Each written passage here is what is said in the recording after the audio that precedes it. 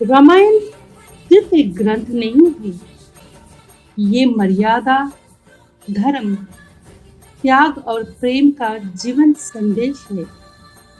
रामायण हमें सिखाती है कि एक आदर्श पुत्र कैसा होना चाहिए, एक आदर्श भाई कैसा होना चाहिए, एक आदर्श पति कैसा होना चाहिए और एक आदर्श राजा कैसा होना चाहिए।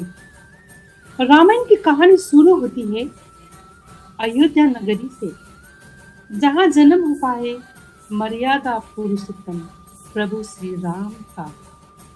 उनका जीवन हमें सिखाता है कि परिस्थितियां चाहे कितनी भी कठिन क्यों न हो, इंसान को हमेशा सच्चाई और धर्म के मार्ग पर ही चलना चाहिए।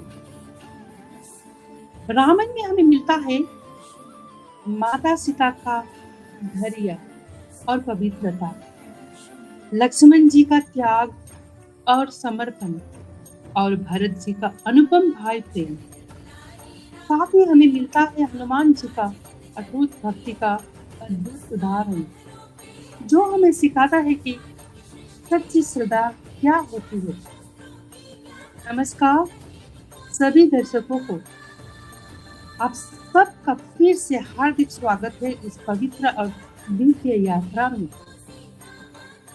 रामायण के दूसरे भाग अयोध्या कांड और भरत मिलाप में, जैसे कि हम पहले भाग में देखा था, हमने देखा था प्रभु श्री राम का सुंदर बचपन, उनका मर्यादा और विनम्रता से भरा स्वभाव।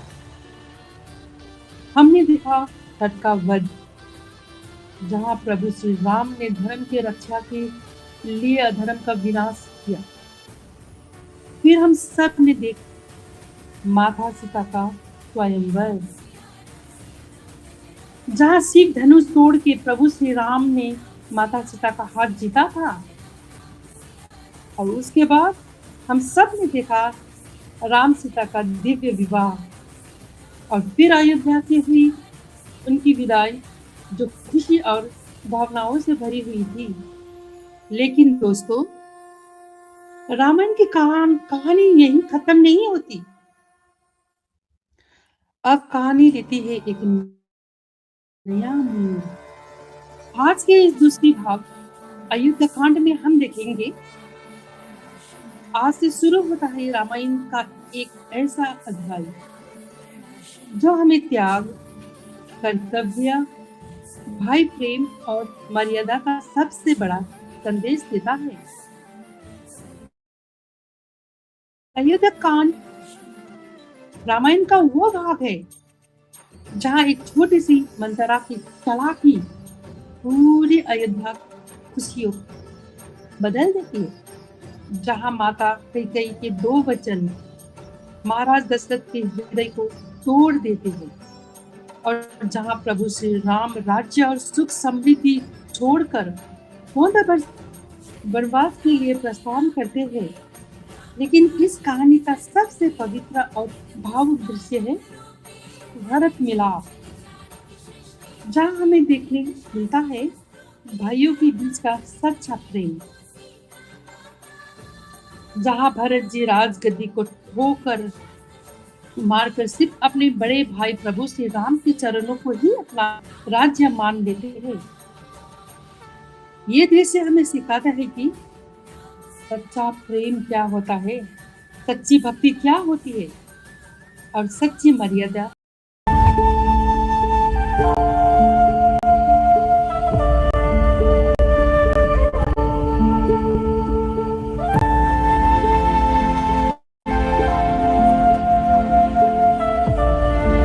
दिसंबर में स्वागत कर लेते हैं प्रभु श्री रामचंद्र की। उसके बाद हम स्वागत कर लेते हैं हमारे इस परिवार के राजा और रानी शहजादा भैया और वफादी का, जिन्होंने इस स्वयंवर परिवार का प्रतिष्ठा किया था। इनके पश्चात हम सादर स्वागत कर लेते हैं जिन्होंने इस परिवार का प्राण प्रतिष्ठा किया था। इस परिवार की वो है हमारे प्यारे से भावना दी। आपका हार्दिक स्वागत है।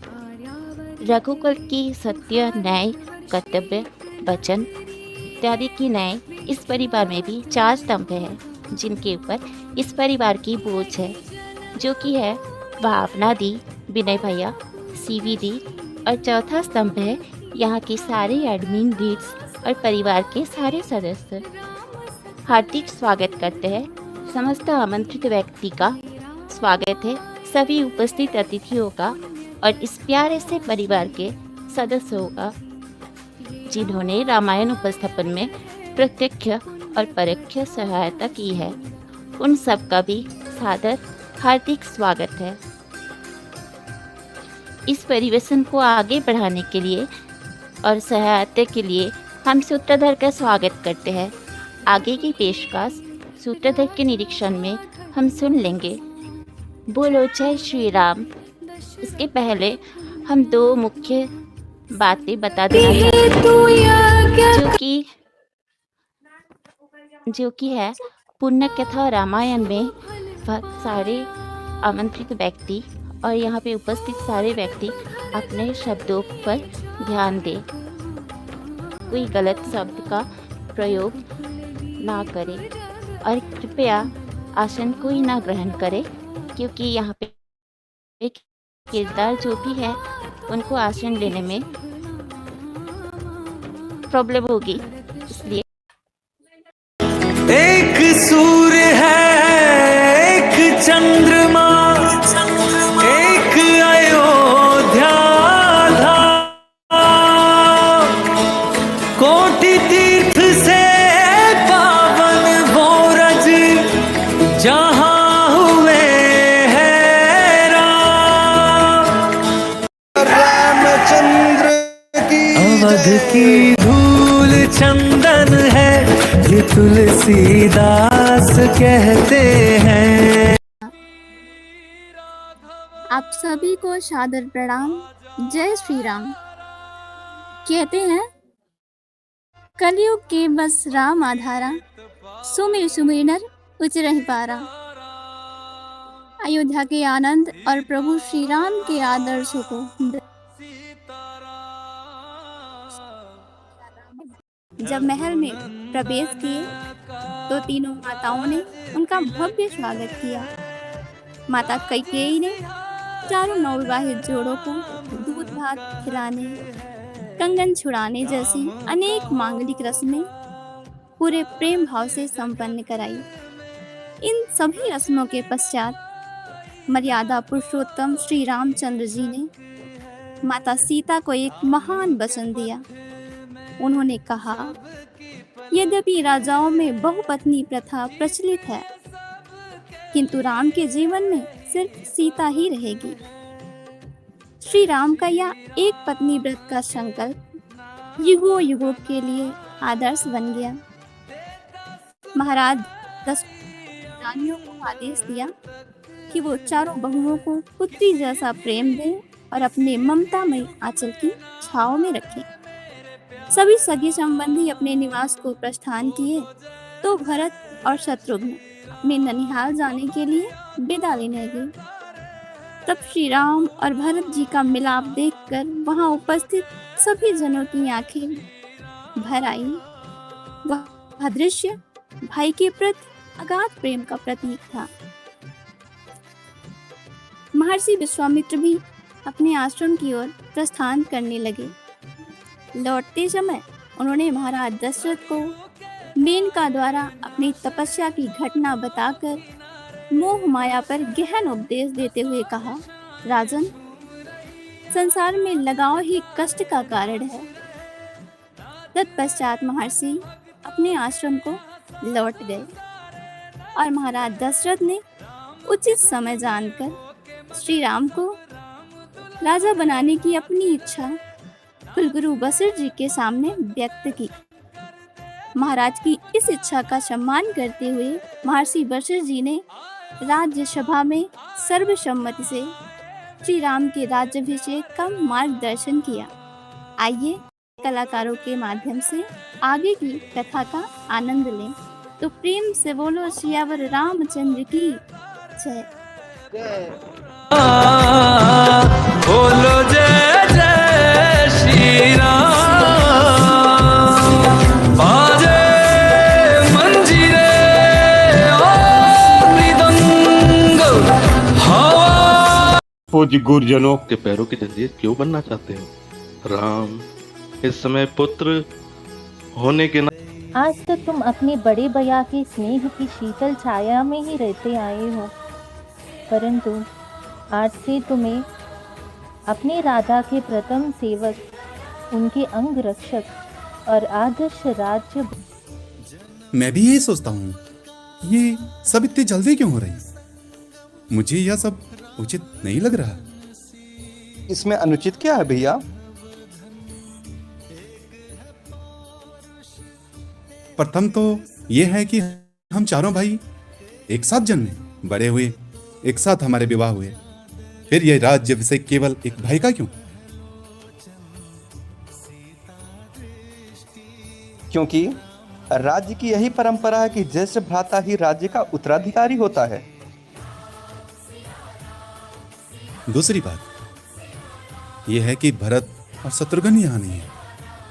उनके बिना यह उत्सव ना भाता है, ना ही उमंग, ना कोई उत्साह मन में जागता है। उत्साह और उमंग जनता के मन में जो उमड़ रही है वो देखने योग्य है। किस्मत इनकी। अरे मुंह जली, तेरा रूप अच्छा नहीं है, कम से कम बातें तो अच्छी किया कर। व्यर्थ में अनर्गल बातें की जा रही है। ओहो, लगता है तुझे लखन लाला ने कुछ कहा है, क्योंकि मेरा राम वो तो किसी को कभी कुछ कड़वी बात कह ही नहीं सकता।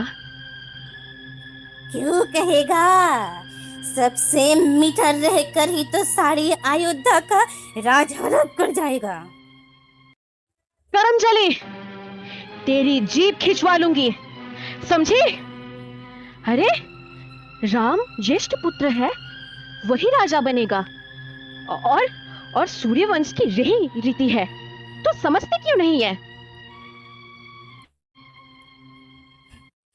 उस रीत का परिणाम भी सोचा है कभी? राजा बनेगा राम और भरत दास बनेगा और तुम बनोगे दासी। उफ, उफ, उफ, अरे कुटिल बुद्धि। उफ, उफ। अरे राम के लिए तेरे मन में ऐसा कुविचार आया कहां से रे? मेरा राम अपनी जननी कौशल्य से भी अधिक मुझे स्नेह करता है और अपने छोटे भाइयों को अपने प्राणों से भी अधिक प्रेम करता है। तेरी तो बुद्धि मारी गई है मंथरा, तेरे को कुछ नहीं बोल सकती मैं अब। रानी, बुद्धि मेरी मारी गई है या आपकी? रानी, वो दिन भूल जाओ जब राम तुम्हारे स्नेह का स्वांग करता था, भरत को प्राणों से ज्यादा प्यार का ढोंग बताता था। अब तो भरत की प्राणों की चिंता करो। भरत राम के रास्ते का कांटा है, उसको हटाने के लिए ना जाने कैसा कैसा षड्यंत्र रचता है ये राम। प्रभु, मेरे प्रभु, मेरे भरत की रक्षा करो प्रभु, मेरे भरत की रक्षा करो प्रभु, मेरे भरत की रक्षा करो। मंथरा, चुप हो जा। ये कैसी विष घुल रही है तू?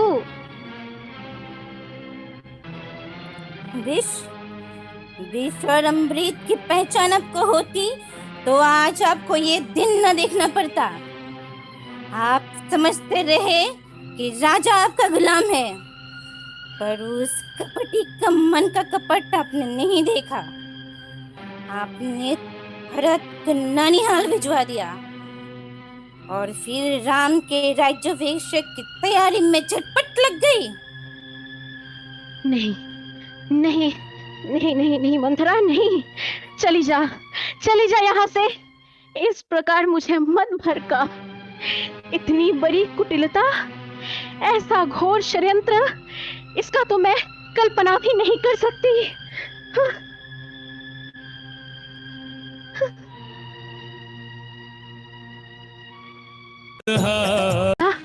तू मत तुझ में किसने भर दिया है मंथरा?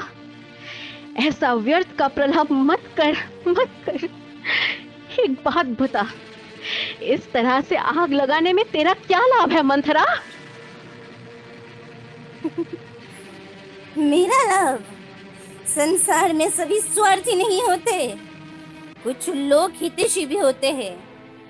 मैंने बचपन से तुम्हें गोद में पाला है, एक कोमल फूल समान संभाल संभाल कर रखा है। उस फूल को पत्थर पर रखकर उसे पाँव से कोई कुचलने का चाहा तो मेरा कलेजा नहीं फटेगा क्या? इसी दुख के कारण कह रही हूँ। मेरा क्या, तेरा पुत्र राजा बने या कौशल्या का? मैं तो रानी बनने वाली नहीं, पर तू राजा की चहेती रानी बनकर कर रही है ना। तू दासी बन जाएगी, मेरी तरह दासी बन जाएगी तू रानी, दासी बन जाएगी तू। क्या? दासी? मैं दासी बन जाऊंगी? किस में साहस है मुझे दासी बनाने का? किसकी दासी बनूंगी मैं? तू अपनी सौत की दासी बनेगी, वो तुझसे अपनी चरण धुलवाएगी, चरण। दीदी, दीदी, नहीं नहीं नहीं, दीदी ऐसा कदापि नहीं कर सकती, कदापि नहीं। दीदी? जिसे तू दीदी दीदी कह रही है, उस नागन ने एक ऐसा ही डंक मारा कि जिस राजा को तू जीवन भर नाच नचाती रही, उसी के हाथों तेरा सर्वनाश करवाया। राम के राज तिलक से पहले राजा ने इस बात की खबर तेरे कानों में पड़ने दी क्या? कितने दिनों से ये षड्यंत्र चलता होगा, इसकी तुझे हवा भी लगने दी क्या?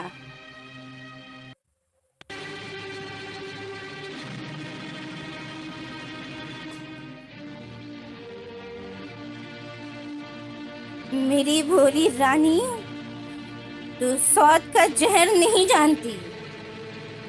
सौत मिट्टी की भी हो तो जहरीली नागिन होती है।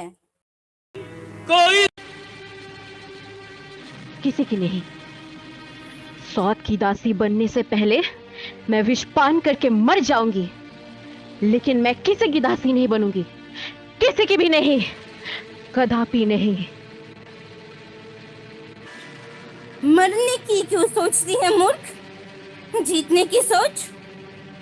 ये सोच कि सौत की जीती हुई बाजी कैसे पलट जाए, राम की जगह तेरा बेटा राजा बन जाए।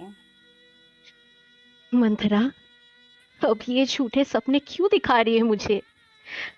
कल भोर होते ही राम तो राजा बन जाएगा। कल में और आज में अभी भी एक रात बाकी है रानी, एक रात बाकी है। परंतु एक रात में क्या हो सकता है? बड़ा प्रलय हो सकता है रानी। क्या प्रलय? हाँ हाँ, प्रलय। प्रलय तो एक क्षण में होती है, हमारे पास तो एक रात बाकी है। अगर तुमने ठीक पासा फेंका तो जीत हमारी होगी रानी, हमारी होगी। मंथरा, मेरी तो बुद्धि चकरा गई है, मेरा तो सर्वनाश हो गया है मंथरा। मेरी कुछ समझ नहीं आ रही कि मैं अब क्या करूं। इस समय तो तू ही सब कुछ है मेरे लिए मंथरा। तेरे से बढ़कर संसार में मेरा कोई दूसरा हितैषी है ही नहीं। तू जो भी रास्ता बताएगी मैं उसी रास्ते पे चलूंगी। तू बता ना, मुझे क्या करना है, बता। अब रास्ता भी मैं ही बताऊं? तू नहीं बताएगी तो और मुझे कौन बताएगा, बोल। तो सुन, महाराज के पास तुम्हारे 2 वर बाकी है। 2 वरदान? हाँ, क्यों भूल गई तुम? तुम्हें नहीं तो एक कहानी सुनाई थी। देवता और असुरों में एक बड़ा युद्ध हुआ था। तब उस युद्ध में भगवान इंद्र की सहायता करने के लिए महाराज गए थे। तुम भी गई थी साथ में? हाँ। उसी युद्ध में महाराज जी बुरे तरह जख्मी हुए थे और वही मूर्छित हो गए थे। तब तुम रथ को वहां से बड़ी कुशलता से निकाल कर लाई थी और राजा के प्राण बचाए थे। राजा के शरीर में लगे हुए तीर तुमने निकाले थे और उनके प्राणों की रक्षा की थी। और तब राजा ने प्रसन्न होकर कहा था कि मेरी रानी, मैं तुझे तो वरदान देता हूँ, मांग लो क्या मांगना है। तुमने मिन्नतें करेंगे, तेरे पैर पड़ेंगे। तेरी ये दशा क्यों है? तेरी ये हालत क्यों है रानी? अरे मेरी प्राणों से प्यारी, मुझसे बात तो कर। लेकिन सावधान, बात ना करना, केवल आंसू बहाते रहना, लंबी लंबी आहें भरना, लेकिन प्राणनाथ को किसी भी बात का उत्तर न देना। फिर मैं वो 2 वरदान कब मांगूंगी? अरे बताती हूँ। देख, पहले तो राम की सौगंध उठवा लेना, फिर मन की बात कहना। राम की सौगंध जब तक न उठाए तब तक अपनी मांग कदापि ना कहना। भूलना मत, याद रखना, अपनी मांग कदापि ना कहना, कदापि ना। जय हो महाराज। देवी कैकेयी नहीं दिखाई देती, कहाँ है वो? महारानी जी कोप भवन में चली गई हैं। क्या? कोप भवन? क्या हुआ? अरे कुछ तो बोलो, बताओ क्या बात है? अरे ये कैसा वेश बना रखा है? बताओ, कुछ बोलो भी। ये क्रोध की अग्नि किसने भड़काई? किसने तुम्हारा अपमान किया? ऐसा कौन है जिसको मृत्यु बुला रही है? बताओ। कैकेयी, देखो, हम तुम्हारा यूं मौन रहना सहन नहीं हो रहा है। तुम तो जानती हो कि तुम हमें प्राणों से प्रिय हो। तुम जो भी कहोगी हम कर सकते हैं। चाहो तो तुम जो कहो मैं कर सकता हूँ। जो चाहे तुम मुझसे मांग सकती हो। यदि तुम चाहो तो राजा को भिखारी बना सकते हैं, या भिखारी को राजा। देवी, जहां तक सूर्य घूमता है वहां तक सारी पृथ्वी मेरे अधिकार में है। द्रविड़, संधु, सौराष्ट्र, दक्षिण के प्रदेश तथा अंग, बंग, मगध, मृतक, काशी और कौशल, इन सब पे मेरा अधिकार है। इन सब साम्राज्यों में से वो सबसे मूल्यवान वस्तु हो, मांग लो, हम तत्क्षण तुम्हें दे देंगे। परंतु तुम हमें यूं मुंह ना मोड़ो। तुम देखो, तुम रूठ जाओगी तो हम किसके सहारे जिएंगे? देवी, मांगो, क्या चाहिए? हम तुम्हें वचन देते हैं। राजा दशरथ तुम्हें वचन देता है कि तुम जो मांगोगी हम इसी क्षण पूरा कर देंगे। देंगे देंगे, सदा ही कहते रहते हैं आप महाराज। कभी कुछ दिया भी है? आज नए वचनों को लेकर आ गए। अभी तक तो अपने पुराने वचनों को भी पूरे नहीं किया आपने। मैं इन नए वचनों को लेकर क्या करूंगी महाराज? देवी, कौन से पुराने वचन, कौन से वचन जो हमने पूरे नहीं किए? देखा, वो भी भूल गए। महाराज, जब देवासुर संग्राम हुआ था, आप देवराज इंद्र की सहायता के लिए गए थे। असुर संहार के साथ जब आपका युद्ध हुआ था, तो उस समय मैं आपके रथ की सारथी बनी थी, याद है? या वो भी भूल गए महाराज? हाँ हाँ, याद है। ऐसी कुशलता से तुमने युद्ध भूमि में रथ चलाया था कि बड़े बड़े योद्धा चकित रह गए थे। और उस युद्ध में जब आप बर्छी लगने से घायल हो के मूर्छित हो गए थे, यदि मैं उस समय शत्रुओं के बीच में से रथ निकालकर ना ले जाती तो आपके प्राण ना बचते। मैं रथ को एक निर्जन स्थान पर ले गई थी और वहां आपकी सेवा शुश्रूषा की, जिससे आपकी मूर्छा भंग हुई, आपके प्राण बचे और आपको एक नया जीवन मिला था। याद है ना महाराज आपको? याद है, सब याद है।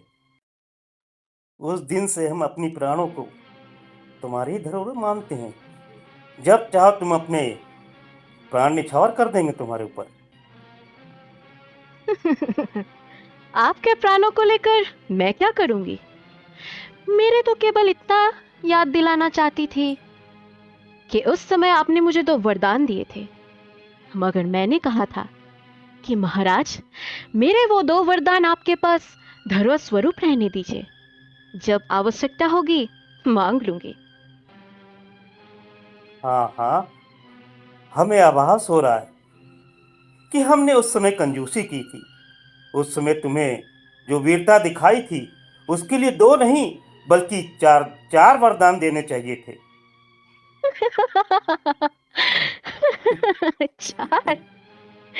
4 वरदान? महाराज, अभी तो आप 2 ही पूरे कर दीजिए तो बहुत है। परंतु उसको पूरा करने में अड़चन क्या है? तुम अभी मांगो, हम प्रतिज्ञा करते हैं। राजा दशरथ तुमसे प्रतिज्ञा करता है कि तुम जो मांगोगी हम तत्काल उसे पूरा कर देंगे। हाँ, मैं बहुत सुन चुकी इस तरह की बातें। अब मुझे आपकी बातों पर विश्वास नहीं होता महाराज। देवी, एक रघुवंशी की बात पर विश्वास नहीं? क्यों? रघुकुल रीति सदा चली आई, प्राण जाए पर वचन न जाए। महाराज, ऐसी चिकनी चुपड़ी बातों को तो रहने ही दीजिए। देखो देखो, तुम हमें प्राणों से बहुत प्रिय हो। हम तुम्हारी शपथ लेते हैं। ओह, मेरी शपथ? मुझसे भी प्यारा कोई और तो होगा ही। हाँ है, मेरा ज्येष्ठ पुत्र राम। अगर ऐसा है तो राम की शपथ क्यों नहीं ली आपने? क्या कहा? राम की शपथ? ठीक है, तुम्हारे लिए हम राम की शपथ लेते हैं कि जो तुम मांगोगी वो हम इसी समय देंगे। महाराज, देंगे ना? हाँ हाँ, परंतु तुम्हें हमारी एक बात माननी होगी। कौन सी बात? पहले ये जाकर भयंकर वेश उतारो, कोप भवन से बाहर निकलो और अपनी वही लंबी छवि दिखाओ जिसे देखकर हमारी दशा मोहित हो जाती थी, जो चंद्र को देखकर एक चकोर की हो जाती थी। तुम वही वेश में आओ जिसे देखकर हम मंत्रमुग्ध हो जाते थे। जाओ केकेयी। हम्म,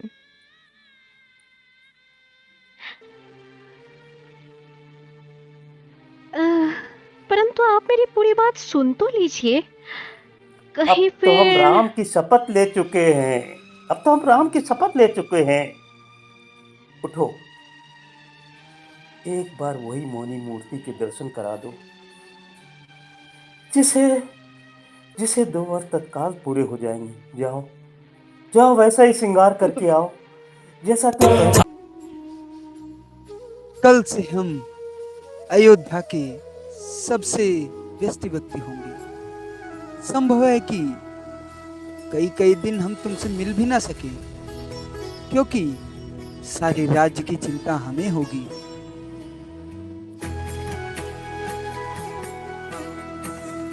इतनी चिंता तो महाराज को भी नहीं होगी। नहीं होनी चाहिए। हमारे होते हुए इन्हें चिंता करनी पड़े तो हमारा क्या लाभ। राजा के सर पे बोझ होता है, उसे कम करना ही हमारा कार्य है। सेवक का धर्म, सैनिक का कर्तव्य, सीमा की सुरक्षा, हर क्षेत्र में हमें सचेत रहना होगा। और एक क्षेत्र तो आप भूल गए हो।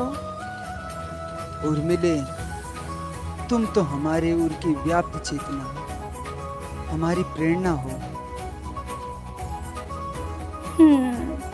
बातें बनाना तो आपको बहुत आते हैं।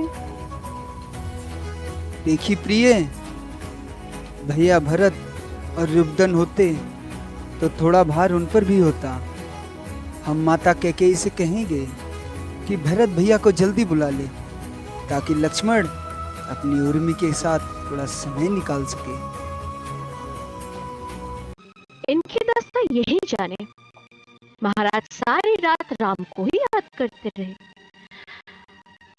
और उसी का नाम पुकारा। आप कृपा करके राम को बुला कर लाइए। क्षमा करें हुआ सुमन, जाइए। क्षमा करें महादेवी, परंतु महाराज की आज्ञा सुने बिना मैं कैसे जा सकता हूँ। सुमंत, राम को बुलाओ, राम को बुलाओ सुमंत। जो आज्ञा महाराज।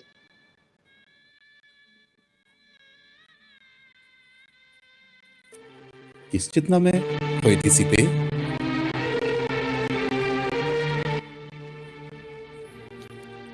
किस चिंता में खोई थी सीते?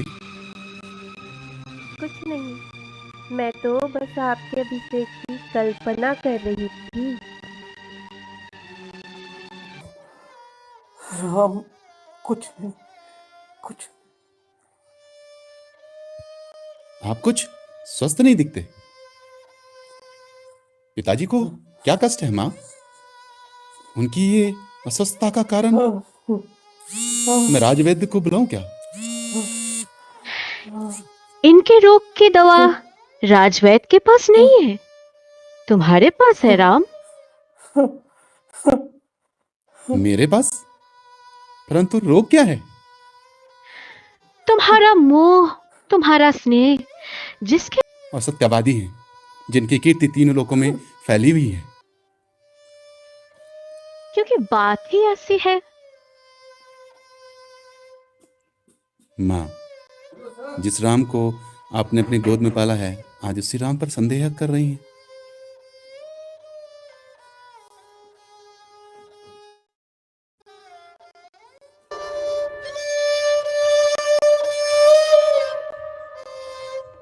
मैंने अवश्य कोई घोर अपराध की है।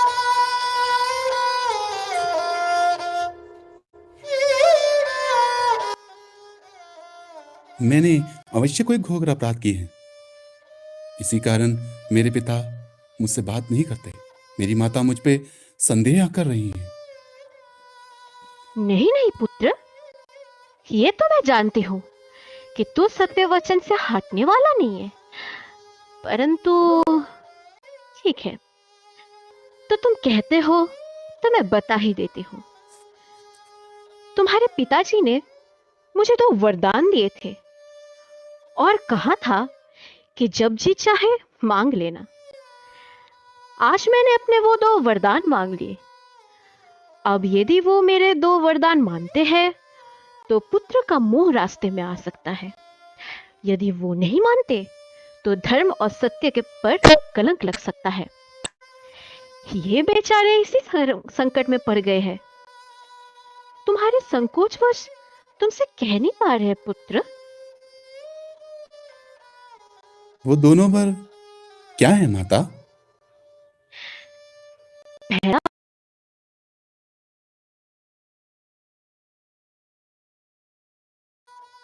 कोई आवश्यकता नहीं, क्योंकि वही पुत्र बड़भागी होता है जो पिता का मनोरथ जान लेने से ही आचरण कर सके। परंतु मुझे दुख इस बात का है कि केवल इतनी सी बात के लिए आपने अपने मन को इतनी भारी पीड़ा पहुंचाई। इसका अर्थ है कि आपको मुझ पर पूर्ण विश्वास नहीं। राम कैसे आ गया? राम बिल्कुल ठीक समय पर आ गया। मैं रात भर विष्णु का एक लक्ष्य जाप किया है। ठहर, मैं अपने हाथों से विष्णु के श्री चरणों का मंगल तिलक लगाती हूँ।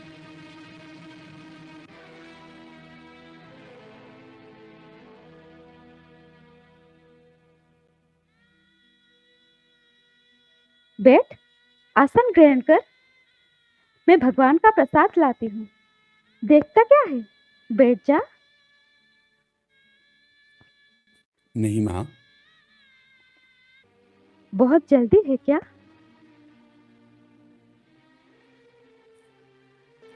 अब इस आसन पर बैठना मेरे लिए वर्जित हो गया है। राज सिंहासन पर बैठने जा रहा है, इसलिए माँ का दिया हुआ आसन वर्जित हो गया।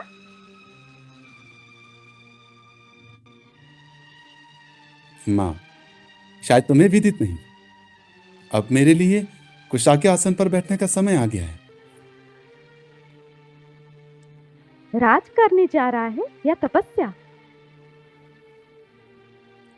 तपस्या। महाराज मुझे तपस्वी वेश में वन भेज रहे हैं। मैं 14 वर्ष वन में रहूंगा और महाराज अयोध्या का राज्य सिंहासन भरत को देंगे। कैसे मुस्कुराकर माँ से हंसी कर रहा है। यह हंसी नहीं, अटल सत्य है माता। मुझे पिताश्री के वचन का पालन करने के लिए इसी घड़ी वन जाना होगा।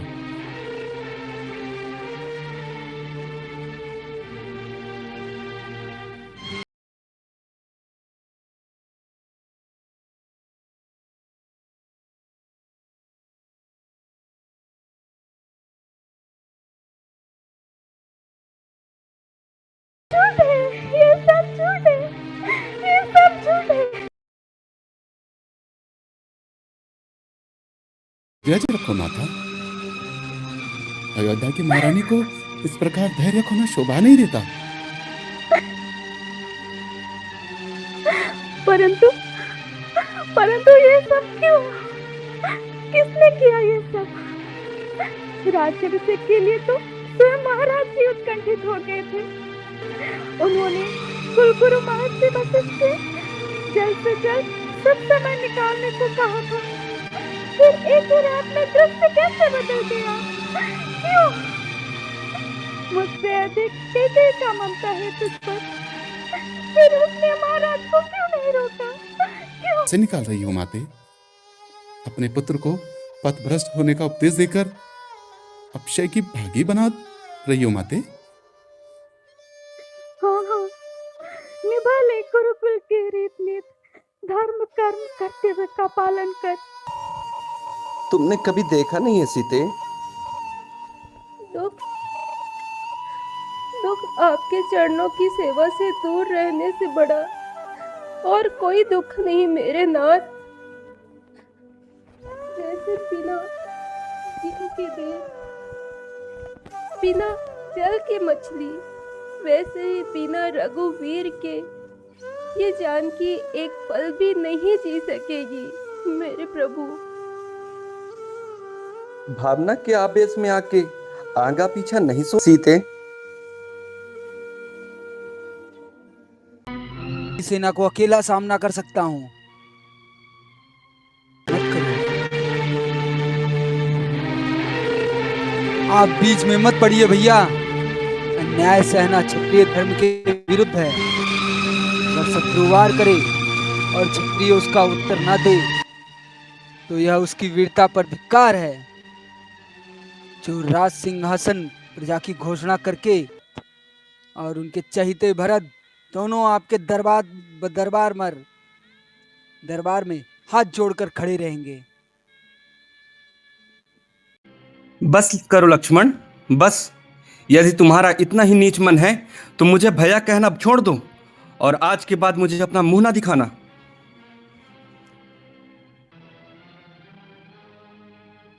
भैया ये आप क्या कह रहे हैं? मैं आपके बिना कैसे जीवित रहूंगा? भैया, आप तो मेरे भगवान हैं। आपके साथ कोई अन्याय करे, आपके साथ कोई अत्याचार करे, तो मैं कैसे सहन कर सकता हूँ? यह तुमसे किसने कह दिया कि मुझ पर अन्याय हो रहा है या मुझ पर कोई अत्याचार हो रहा है?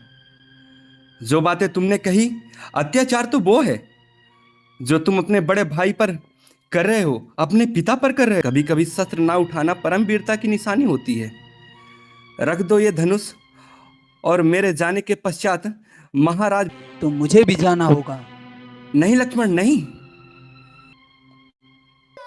इतनी सेवा करना कि सीता महलों की सारी सुखों को भूल जाए, इतना याद रखना लक्ष्मण, एक सेवक का धर्म ही सबसे कठिन धर्म है।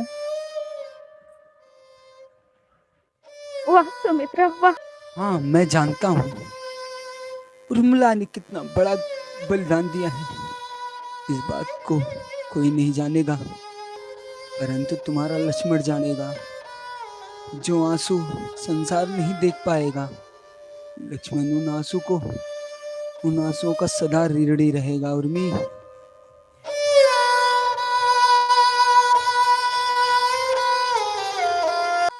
ये दृश्य भी मेरे प्राण क्यों नहीं निकले? जानकी पुत्री, मैं तेरे आगे हाथ जोड़ता हूँ। तू नहीं रहा दशरथ, आशीर्वाद देने का अधिकार दशरथ का नहीं रहा। ऐसा पिता, ऐसा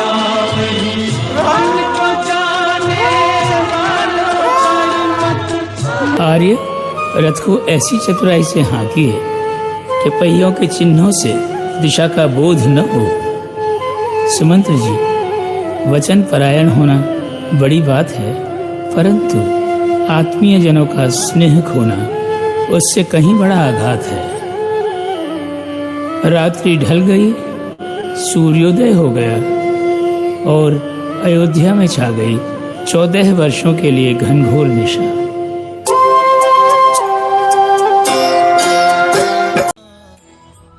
यहाँ से निषादपुर गांव की सीमा सिंगवीरपुर आरंभ होती है। बंधुओं, आज बड़े भाग का दिन है। आज हमें यह पता चला कि हमार स्वामी आवत है, हमार प्रभु आवत है, अयोध्या के युवराज श्री राम आवत है। हमार गांव में अपन उपहार लेके चलो हमारे साथ।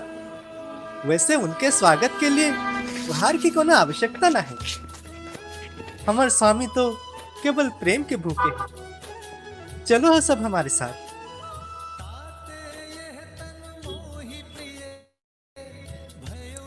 राजा राम, मेरे सरकार, आप आ गए। सरकार नहीं, सखा। सखा, हमारे मित्र, हमारे सखा। प्रभु, आखिर आप आ ही गए ना हमारे गांव में। हमारे गांव वासी आपके दर्शन के लिए आए हैं। आइए, यहाँ विराजमान कीजिए। पधारिए प्रभु। राजा रामचंद्र की जय, राजा रामचंद्र की जय, राजा रामचंद्र की जय, राजा रामचंद्र की जय, राजा रामचंद्र की जय। मित्रेज, तुमसे मिलकर बहुत प्रसन्नता हो रही है। यह तो बहुत सौभाग्य की बात है कि आज मैं तुमसे अपने बंधु बांधवों के साथ स्वस्थ और आनंद में देख रहा हूँ। कहो मित्र, तुम्हारे राज्य में, तुम्हारे परिवार में, तुम्हारे बनों में सर्वत्र कुशल तो है ना? सब आपकी कृपा है सरकार। तुमसे प्रेम बस ये जो कुछ भी सामग्री प्रस्तुत की है उसे मैं स्वीकार करता हूँ, परंतु दूसरों को दी हुई कोई भी वस्तु ग्रहण नहीं कर सकता, अपने उपयोग में नहीं ला सकता। अब मुझे तपस्वी के भांति धर्म में स्थित होकर वन में निवास करना है। वन में निवास करियो क्या? लेकिन क्यों? यह गुत्थी हमारे समझ में नहीं आवत है। सरकार, अभी तक तो आप यो भी नहीं बताए हो कि मुनि व्रत किस कारण धारण किया है आपने। सरकार, ये कैसन छवि बनाए हो, कैसन अनोखा रूप धारण करके आए हो प्रभु। जिस बात को सारा जग जान चुका है, उस बात को अपने मित्र से छुपाएंगे भैया।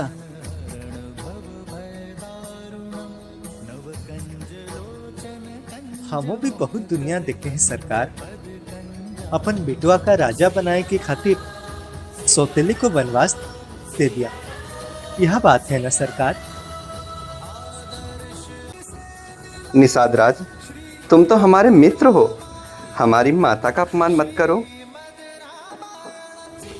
रूठिए नहीं सरकार, हमारी इतनी मजाल कहाँ। बस आज हमार मेहमानदारी कबूल कर ले, यह में हमार मान बढ़ जाएगा। पधारिए लक्ष्मण भैया, और सीता मैया के संग सिंहपुर नगरिया को पवित्र कर दीजिए महाराज। हम वनवास का व्रत ले चुके हैं, इसलिए नगर में प्रवेश करना हमारे लिए वर्जित है। अब हमें तपस्वियों और मुनियों की तरह जीवन व्यतीत करना होगा। हम घास और पत्तों के बिछौने पर सोएंगे। जैसी सरकार की इच्छा। गंगा तट पर ही आपकी सेवा करके हम अपना जीवन धन्य कर लेंगे। सरकार, आपकी आज्ञा के अनुसार बिछौना तैयार है, आइए पधारिए। आओ सीते, थोड़ा विश्राम कर लो। सरकार, एक विनती है हमारी आपसे, यदि आप माने तो। इतना संकोच क्यों? कह डालो जो कहना हो। स्वीकार कर लेना, उसको ठुकरा ना देना। अयोध्या जैसा चक्रवर्ती राज्य तो नहीं, पर निषाद का एक छोटा सा सिंहपुर राज्य आपके चरणों में समर्पित है। गंगा मैया की सौगंध उठाकर कहा, सारा राज आपका है। भाग में हम देखते हैं कि जब श्री राम को वनवास होता है और वो वनवास के लिए जाते हैं, राजा दशरथ पुत्र शोक में अपना प्राण त्याग करते हैं।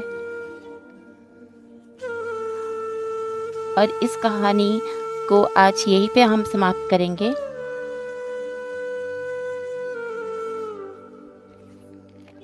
तो पहले हम लोग रोल का जो भी था वो हम बता देते हैं कि कहानी जो बोल रहे थे हमारे भावना दी प्यारे से सूत्रधर श्वेता जी, श्री राम की किरदार में सैनी जी, सीता दिशा जी, राजा दशरथ सुनील जी, माता कौशल्या शायना जी, माता कैकेयी जी, सुमित्रा नायरा जी, लक्ष्मण रौनी जी, मंत्रा सुहाना जी, निषाद राज केके जी, भरत प्रकाश जी,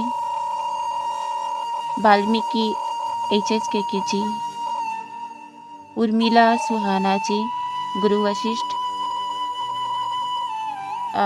गौरव जी, राजा जनक आयन स्टार जी, इनका तो रोल था ही नहीं। ओके, श्रीधर आदित्य जी, दासी यानी जी, अयोध्या दूत Aditya ji, director Aditya, script writer Annie, music chariot, cameraman Vivan ji, सहायक team Bhavna di with all RJs, कोनस, admin, lead, family members and guest. तो सबका बहुत बहुत धन्यवाद रामायण को यहाँ तक लाने के लिए और आप सबके सपोर्ट के लिए। आगे की कहानी फिर से आप सबके समक्ष लाएंगे, उसके लिए थोड़ा सा वेट करना पड़ेगा आप सबको कल। ओके, तो आगे की कहानी हम कल देख पाएंगे भरत मिलाप तक जी। तो आज यहीं पे हम लोग ख़त्म करते हैं, इसका समाप्ति करते हैं। बस होगी आप